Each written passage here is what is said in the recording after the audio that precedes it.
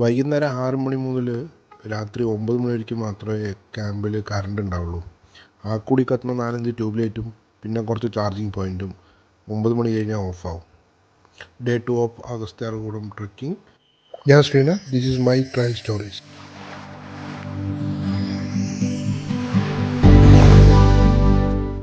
ഇന്നലെ total 24 kilometre നടന്നിട്ടുണ്ട് എന്നാണ് ഗൂഗിൾ ഫിറ്റ് പറയണത്.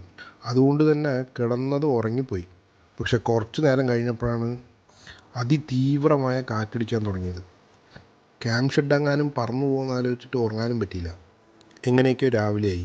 രാവിലത്തെ പ്രഭാത കർമ്മമൊക്കെ ചെയ്ത് കഴിഞ്ഞിട്ട് ക്യാൻറ്റീനിൽ പോയപ്പോൾ ഉപ്പുമാവായിരുന്നു ഇന്നത്തെ സ്പെഷ്യൽ.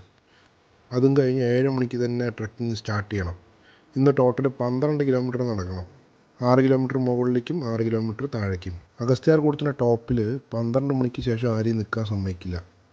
അവിടുത്തെ ക്ലൈമറ്റ് ഭയങ്കര അൺപ്രഡിക്റ്റബിളാണ്. അതുകൊണ്ട് തന്നെ എല്ലാവരും 12 മണിക്ക് മുമ്പ് താഴെ ഇറങ്ങാൻ തുടങ്ങണം. ഇന്നലത്തെ അപേക്ഷിച്ച് ഇന്നേക്ക് ദൂരം കുറച്ച് കുറവാണ്.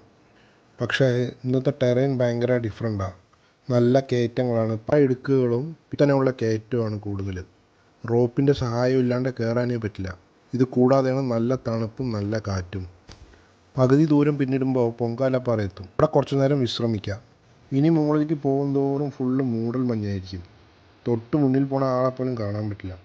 അതും കഴിഞ്ഞ് കുറച്ചും കൂടി മുകളിൽ കയറി കഴിഞ്ഞാൽ പിന്നെ നമ്മൾ മേഘങ്ങൾക്ക് മുകളിലായി. പിന്നെ എവിടെ നോക്കിയാലും പൊളി വ്യൂ ആയിരിക്കും. ഞാനൊരു 11 മണിയോട് തന്നെ മുകളിലെത്തി.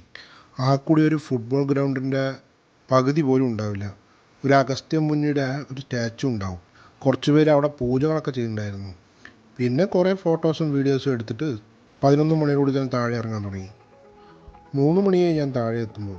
കയ്യിലുണ്ടായിരുന്ന സ്നാക്സും കുറച്ച് ഫ്രൂട്ട്സും കുറച്ച് ചോക്ലേറ്റൊക്കെ കഴിച്ചതുകൊണ്ടാവും ഉച്ചത്തെ ഭക്ഷണം സ്കിപ്പ് ചെയ്തു.